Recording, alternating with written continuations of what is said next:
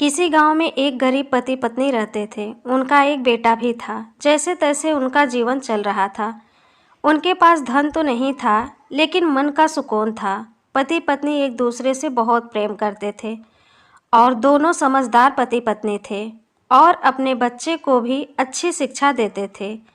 एक बार दिन भर का काम करके पति घर को आया।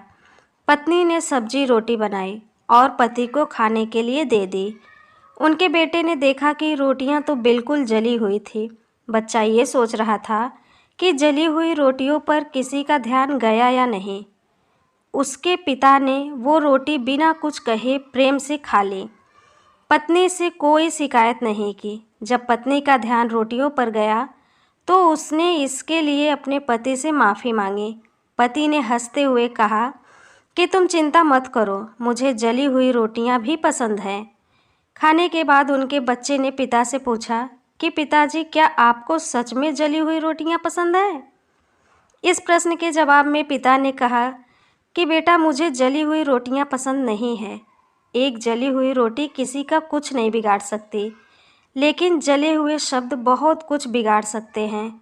तुम्हारी माँ भी तो दिन भर घर का काम करती है, इसीलिए मैंने चुपचाप जली हुई रोटियां खा ली। पति पत्नी को एक दूसरे के काम की कद्र करनी चाहिए। पति घर के बाहर काम करता है और पत्नी भी दिन भर घर के कामों में लगी रहती है।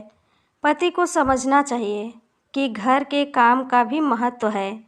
अगर पत्नी से कोई गलती हो भी जाए तो समझदारी इसी में है कि उसे नज़रअंदाज कर देना चाहिए, न कि लड़ाई झगड़े करना और भला बुरा बोलना। दोस्तों, इस कहानी पे आपका क्या राय है, प्लीज़ कमेंट करके हमें ज़रूर बताइए। अगर ये कहानी आपको अच्छी लगी हो तो प्लीज़ एक प्यारा सा लाइक करिए। हमारे चैनल पे पहली बार आए हैं तो हमारे चैनल को सब्सक्राइब करिए। कहानी सुनने के लिए आपका बहुत बहुत धन्यवाद।